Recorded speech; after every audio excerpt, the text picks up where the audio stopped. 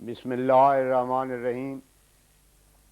ملفوظات حضرت مسیح موعود 3 مارچ 1903۔ فرمایا خدا کے فضل کے سوا تبدیلی نہیں ہوتی۔ اعمال نیک کے واسطے صحبت صادقین کا نصیب ہونا بہت ضروری ہے۔ یہ خدا کی سنت ہے، ورنہ اگر چاہتا تو آسمان سے قرآن یوں ہی بھیج دیتا اور کوئی رسول نہ آتا، مگر انسان کو عمل درآمد کے لیے نمونے کی ضرورت ہے۔ پس اگر وہ نمونہ نہ بھیجتا رہتا تو حق مشتبہ ہو جاتا۔ اب اس وقت علماء مخالف ہیں، اس کی وجہ کیا ہے؟ صرف یہی کہ میں بار بار کہتا ہوں کہ یہ تمہارے عقیدے وغیرہ سب خلاف اسلام ہیں۔ اس میں میرا کیا گناہ ہے؟ مجھے تو خدا نے مامور کیا ہے اور بتلایا ہے کہ ان غلطیوں کو نکال دیا جاوے اور منہاج نبوت کو قائم کیا جاوے۔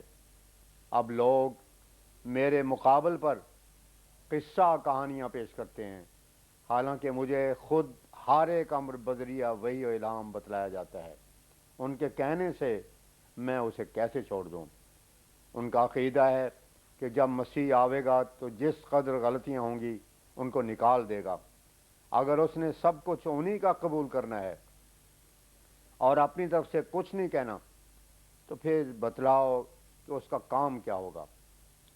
حضرت صلی اللہ علیہ وسلم کے وقت میں بھی یہی طریق ایسے لوگوں کا تھا کہ دور سے بیٹھے شور مچاتے اور پاس آ کر نہ دیکھتے۔ ابو جہل نے مخالفت تو سال ہا سال کی مگر پیغمبر خدا کی صحبت میں ایک دن بھی نہ بیٹھا، حتیٰ کہ مر گیا۔ اس لیے خدا تعالیٰ نے حکم دیا ہے وَلَا تَقْفُ مَا لَيْسَ لَكَ بِهِ عِلْمٌ۔ اب ان سے پوچھا جاوے کہ بلا تحقیق کے کیوں فتویٰ لگاتے ہو؟ یہ خود کہتے تھے کہ صدی کے سر پر آنے والا ہے، پھر انہی کی کتابوں میں لکھا ہوا تھا کہ کسوف و خسوف ہوگا، طاعون پڑے گی، حج بند ہوگا، ایک ستارہ جو مسیح کے وقت نکلا تھا نکل چکا ہے، اونٹوں کی سواری بیکار ہو گئی ہے۔ اسی طرح سب علامتیں پوری ہو گئی ہیں، مگر ان لوگوں کا یہ کہنا کہ ابھی مسیح نہیں آیا یہ معنی رکھتا ہے کہ یہ لوگ چاہتے ہیں کہ حضرت صلی اللہ علیہ وسلم کی کوئی پیشگوئی پوری نہ ہو۔ یہ سب اندرونی نشان ہیں۔ آپ بیرونی دیکھیے کہ صلیب کا غلبہ کس قدر ہے۔ نصارہ نے تردید اسلام میں کیا کیا کوششیں کی ہیں، اور خود اندرونی طور پر تقوی، زہد، ریاضت میں فرق آ گیا ہے۔ برائے نام مسلمان ہیں، جھوٹی گواہیاں دیتے ہیں، خیانتیں کرتے ہیں، قرضہ لے کر دبا لیتے ہیں۔ اگر خدا کو یہ منظور ہوتا کہ اسلام ہلاک ہو جاوے اور اندرونی اور بیرونی بلائیں اسے کھا جائیں تو وہ کسی کو پیدا نہ کرتا۔ اس کا وعدہ انا نحن نزلنا الذکر و انا لہ لحافظون کا کہاں گیا؟ اول تو تار تار مجدد ہے، مگر جب مسلمانوں کی حالت تنزل میں ہوئی، بداتواری ترقی کرتی جاتی ہے، سعادت کا مادہ ان میں نہ رہا اور اسلام غرق ہونے لگا تو خدا نے ہاتھ اٹھا لیا۔ جب کہو تو یہی جواب ہے کہ حدیثوں میں لکھا ہے کہ 30 دجال آئیں گے، یہ بھی ایک دجال ہے۔ وہ کم بختو، تمہاری قسمت میں دجال ہی لکھے ہیں۔ غرض کی یہ باتیں غور کے قابل ہیں، مگر دل کے کھولنے کی کنجی خدا کے ہاتھ میں ہے۔ جب تک وہ نہ کھولے دل میں اثر نہیں ہوتا۔ ابو جہل بھی تو 14 برس تک باتیں سنتا ہی رہا۔ یہی ہماری جماعت ہے، اس کی کون سی عقل زیادہ ہے کہ انہوں نے حقیقت کو سمجھ لیا اور بعضوں نے نہ سمجھا۔ ایسے ہی دماغ، اعضاء وغیرہ باقی سب مخالفوں کے ہیں، مگر وہ اس حقیقت کے نہیں پہنچے، ان کے دلوں کو قفل لگے ہوئے ہیں۔ حضور نے مختلف اعتراضات کے جواب پر فرمایا کہ اسے دکانداری کہتے ہیں، ہے تو دکان مگر خدا کی۔ اگر انسان کی ہوتی تو دیوالا نکل جاتا، ٹوٹ جاتی، مگر خدا کی ہے جو محفوظ ہے۔ ہمارے گروہ کی خدا نے خود مدد کی ہے کہ اتنی جلدی ترقی کر دی کہ یہ مسجدوں کے ملا وغیرہ دیکھیں گے کہ اب ان کی تعداد بہت ہے، خود ہی ہاں میں ہاں ملا دیں گے۔ قبل از عشاء بٹالے میں ایک خانسامہ جو مشنری لیڈی کے ہاں ملازم تھا، حضرت صاحب کا خادم تھا، مشنری لیڈی نے اسے اس تعصب کے باعث برخاست کر دیا۔ حضرت اقدس نے اس پہ فرمایا اگر مکھن کھاتے دانت جاتے ہیں تو جاویں۔ مشنری لیڈی نے اسے کہا تھا کہ تم اتنی دیر ہمارے پاس رہے اور اثر نہ ہوا۔ اس پر حضرت اقدس نے فرمایا کہ اثر تو ہوا کہ اس نے مقابلہ کر کے دیکھ لیا کہ حق ادھر ہے۔ 4 مارچ 1903 فرمایا جو شخص خدا کی طرف قدم اٹھاتا ہے اس پر خدا سے نور اترتا ہے۔ وہ اپنے فرشتوں کو اس کی خدمت کے واسطے معمور فرماتا ہے۔ جو اس کے واسطے کچھ کھوتا ہے اس کو اس سے 1000 چند دیا جاتا ہے۔ دیکھو صحابہ میں سے سب سے پہلے حضرت ابو بکر رضی اللہ تعالیٰ عنہ نے اپنا سارا مال اللہ تعالیٰ کی راہ میں خرچ کر دیا تھا اور کمبل پوش بن پھرا تھا، مگر جب خدا تعالیٰ نے اسے دیا تو کیا دیا دیکھ لو۔ کیسی مناسبت ہے کہ اس نے چونکہ سب صحابہ سے اول خرچ کیا تھا، اسے سب سے پہلے خلافت کا تخت عطا کیا گیا۔ غرض خدا کوئی بخیل نہیں اور نہ اس کے فیض خاص خاص ہیں، بلکہ ہر ایک جو صدق دل سے طالب بنتا ہے اسے عزت دی جاتی ہے۔ یہ ہمارے دشمن تو اللہ تعالیٰ سے جنگ کرتے ہیں، بھلا ان سے آسمانی باتیں اور تعداد روکی جا سکتی ہیں؟ ہرگز نہیں۔ پر نالے کے پانی کو تو کوئی روک بھی سکتا ہے، مگر جو آسمان سے موسلادھار بارش ہونے لگ جاوے اس کو کون روک سکے گا، اور اس کے آگے کون سا بند لگا دیں گے؟ ہمارا تو سب کاروبار ہی آسمانی ہے، پھر بھلا کسی کی کیا مجال کہ اس میں کسی قسم کا حرج یا خلل واقع ہو سکے۔ البدر میں بعض مزید باتوں کا ذکر ہے۔ وہاں لکھا ہے کہ حضور نے فرمایا تجربہ ہے کہ جب ہندوؤں میں سے مسلمان ہوتے ہیں تو وہ متقی ہوتے ہیں، جیسے مولوی عبید اللہ صاحب سادہ دھرم والے زوائد کو چھوڑ کر وہ تمام باتیں مانتے ہیں جن کے ہم قائل ہیں، خدا کو مانتے ہیں، فرشتوں پر بھی ان کا ایمان ہے، نیو کے سخت مخالف ہیں۔ جو لوگ اخلاص اسلام میں داخل ہوتے ہیں وہ کوئی شرط نہیں باندھتے، جو شرطیں پیش کر کے اسلام لانا چاہتا ہے وہ ضرور کھوٹ رکھتا ہے۔ ایک خواب کی تعبیر میں حضور نے مزید فرمایا اصل میں زیادہ لمبی لمبی مونچھیں رکھنا بھی تکبر اور نخوت کو بڑھاتا ہے، اسی واسطے شریعت اسلام نے فرمایا کہ مونچھیں کٹواؤ اور داڑھی کو بڑھاؤ۔ یہ یہود اور عیسائی اور ہندوؤں کا کام ہے کہ وہ اکثر تکبر سے مونچھوں کو بڑھاتے ہیں اور تاؤ دے کر ایک متکبرانہ وضع بناتے ہیں، خصوصاً سکھ لوگ۔ مگر ہماری شریعت کیا پاک ہے کہ جس جگہ سے کسی قسم کی بدی کا احتمال بھی تھا اس سے بھی منع کر دیا، بھلا یہ باتیں کسی اور میں کہاں پائی جاتی ہیں۔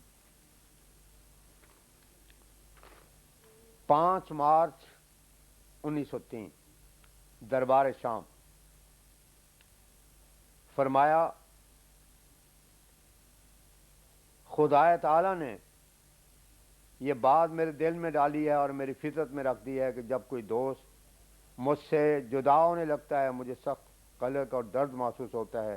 میں خیال کرتا ہوں کہ خدا جانے زندگی کا بھروسہ نہیں، پھر ملاقات نصیب ہوگی یا نہیں۔ پھر میرے دل میں خیال آ جاتا ہے کہ دوسروں کے بھی تو حقوق ہیں، بیوی ہے، بچے ہیں اور رشتہ دار ہیں، مگر تاہم جو چند روز بھی ہمارے پاس رہتا ہے اس کے جدا ہونے سے ہماری طبیعت کو صدمہ ضرور ہوتا ہے۔ ہم بچے تھے، اب بڑھاپے تک پہنچ گئے ہیں۔ ہم نے تجربہ کر کے دیکھا ہے کہ انسان کے ہاتھ میں کچھ بھی نہیں بجوز اس کے کہ انسان خدا کے ساتھ تعلق پیدا کرے۔ ایک خادم نے حضرت اقدس سے رخصت طلب کی۔ ان کا وطن یہاں سے دور دراز تھا اور ایک عرصے سے آ کر حضرت اقدس کے قدموں میں موجود تھے۔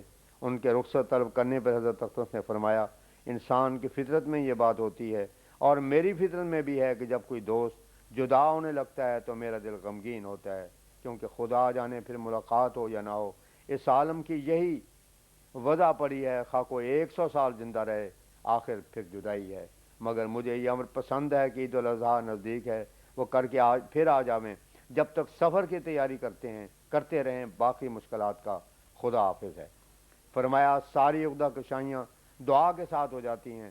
ہمارے ہاتھ میں بھی اگر کسی کے خیر خواہی ہے تو کیا ہے، صرف ایک دعا کا آلئی ہے جو خدا نے ہمیں دیا ہے، کیا دوست کے لیے اور کیا دشمن کے لیے۔ ہم سیاہ کو سفید اور سفید کو سیاہ نہیں کر سکتے، ہمارے بس میں ایک ذرہ بھر بھی نہیں ہے مگر جو خدا ہمیں اپنے فضل سے عطا کر دے۔ انسان کو مشکلات کے وقت اگرچہ اضطراب ہوتا ہے مگر چاہیے کہ توکل کو کبھی بھی ہاتھ سے نہ دے۔ حضرت صلی اللہ علیہ وسلم کو بھی بدر کے مقام پر سخت اضطراب ہوا تھا، چنانچہ عرض کرتے تھے یا رب نہ ہلکتا حاضر اصابت فلن توبت فی الارض ابدا، مگر آپ کے اضطراب فقط بشری تقاضا سے تھا، کیونکہ دوسری طرف توکل کو آپ نے ہرگز ہاتھ سے جانے نہیں دیا۔ آسمان کی طرف نظر تھی اور یقین تھا کہ خدا تعالیٰ مجھے ہرگز ضائع نہیں کرے گا، یاس کو قریب نہیں آنے دیا تھا۔ ایسے اضطرابوں کا آنا تو انسانی اخلاق اور مدارج کی تکمیل کے واسطے ضروری ہے، مگر انسان کو چاہیے کہ یاس کو پاس آنے دے، کیونکہ یاس تو کفار کی صفت ہے۔ انسان کو طرح طرح کے خیالات اضطراب کا وسوسہ ڈالتے ہیں، مگر ایمان ان وساوس کو دور کر دیتا ہے۔ بشریت اضطراب خریدتی ہے اور ایمان اس کو دفع کرتا ہے۔ دیکھو، ایمان جیسی کوئی چیز نہیں، ایمان سے عرفان کا پھل پیدا ہوتا ہے۔ ایمان تو مجاہدہ اور کوشش کو چاہتا ہے، اور عرفان خدا تعالیٰ کی محبت اور انعام ہوتا ہے۔ عرفان سے مراد کشوف اور علامات جو ہر قسم کی شیطانی آمیزش اور ظلمت کی ملونی سے مبرہ ہوں، اور نور اور خدا کی طرف سے ایک شوقت کے ساتھ ہوں، وہ مراد ہیں۔ اور یہ خدا تعالیٰ کا فضل اور اس کی طرف سے محبت اور انعام ہوتا ہے۔ یہ چیز کچھ کسبی چیز نہیں، مگر ایمان کسبی چیز ہوتا ہے۔ اسی واسطے عوامر ہیں کہ یہ کرو، غرض ہزاروں احکام ہیں اور ہزاروں نوائی ہیں، ان پر پوری طرح سے کاربند ہونا ایمان ہے۔ غرض ایمان ایک خدمت ہے جو ہم بجا لاتے ہیں، اور عرفان اس پر ایک انعام اور محبت ہے۔ انسان کو چاہیے کہ خدمت کیے جاوے، آگے انعام دینا خدا کا کام ہے۔ یہ مومن کی شان سے بعید ہونا چاہیے کہ وہ اس انعام کے واسطے خدمت کرے۔ فرمایا اگرچہ انسان کو بشریت کے تقاضا سے اضطراب ہوتا ہے، مگر وہ خاصہ بشریت ہے اور سب انبیاء بھی اس میں شریک ہیں۔ جیسے کہ جنگ بدر میں حضرت صلی اللہ علیہ وسلم کو اضطراب ہوا تھا، مگر عام لوگوں میں اور انبیاء میں یہ فرق ہے کہ عام لوگوں کی طرح انبیاء کے اضطراب میں یاس کبھی نہیں ہوتی۔ ان کو اس عمر میں پورا یقین ہوتا ہے کہ خدا ضائع کبھی نہیں کرے گا۔ میرا یہ حال ہے کہ اگر مجھے جلتی آگ میں بھی ڈالا جاوے تو بھی یہی خیال ہوتا ہے کہ ضائع نہ ہوں گا۔ اضطراب تو ہوگا کہ آگ ہے، اس سے انسان جل جاتا ہے، مگر امید آتی ہے کہ ابھی آواز آئے گی، یا نارو کونی بردم و سلامن علی ابراہیم۔ لیکن دوسرے لوگوں کے اضطراب میں یاس ہوتا ہے، خدا پر ان کو توقع نہیں ہوتی، اور یہ کفر ہے۔ فرمایا مکاشفات اور علامات کے ابواب کے کھولنے کے واسطے جلدی نہ کرنی چاہیے۔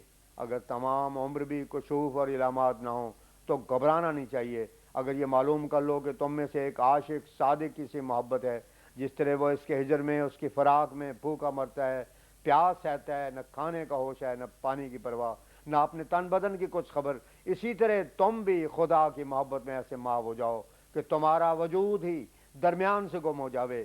پھر اگر ایسے تعلق میں انسان مر بھی جاوے تو بڑے ہی خوش قسمت ہے۔ ہمیں تو ذاتی محبت سے کام ہے، نہ کشوف سے غرض، نہ الہام کی پرواہ۔ دیکھو، ایک شرابی شراب کے جام پیتا ہے اور لذت اٹھاتا ہے، اسی طرح تم اس کی ذاتی محبت کے جام بھر بھر کر پیو۔ جس طرح وہ دریا نوش ہوتا ہے، اسی طرح تم بھی کبھی سیر نہ ہونے والے بنو۔ جب تک انسان اس امر کو محسوس نہ کر لے کہ میں محبت کے ایسے درجے کو پہنچ گیا ہوں کہ اب عاشق کہلا سکوں، تب تک پیچھے ہرگز نہ ہٹے، قدم آگے رکھتا جاوے، اور اس جام کو منہ سے نہ ہٹائے۔ اپنے آپ کو اس کے لیے بے قرار اور شیدا و مضطرب بنا لو۔ اگر اس درجے تک نہیں پہنچے تو کوڑی کے کام کے نہیں۔ ایسی محبت ہو کہ خدا کی محبت کے مقابل پر کسی چیز کی پرواہ نہ ہو، نہ کسی قسم کی طمع کے مطیع بنو، ورنہ اور نہ کسی قسم کے خوف کا تمہیں خوف ہو۔ چنانچہ کسی کا شعر ہے، آنکھ ترا شناخت جاں را چکند، فرزند و عیال خان مارا چکند، دیوانہ کو نہیں ہر دو جہانش بخشی، دیوانہ ہر دو جہاں را چکند۔ میں تو اگر اپنے فرزندوں کا ذکر کرتا ہوں، نہ اپنی طرف سے، بلکہ مجھے تو مجبوراً کرنا پڑتا ہے۔ کیا کروں؟ اگر اس کے انعامات کا ذکر نہ کروں تو گناہ گار ٹھہروں۔ چنانچہ ہر لڑکے کی پہلے اسی نے خود اپنی طرف سے بشارت دی، اب میں کیا کروں؟ غرض انسان کا اصل مدعا تو صرف یہی چاہیے کہ کسی طرح خدا کی رضا مل جاوے۔ من ذرہ نہ آفتابم ہما از آفتاب گویم، نہ شبم نہ شب پرستم کہ حدیث خواب گویم۔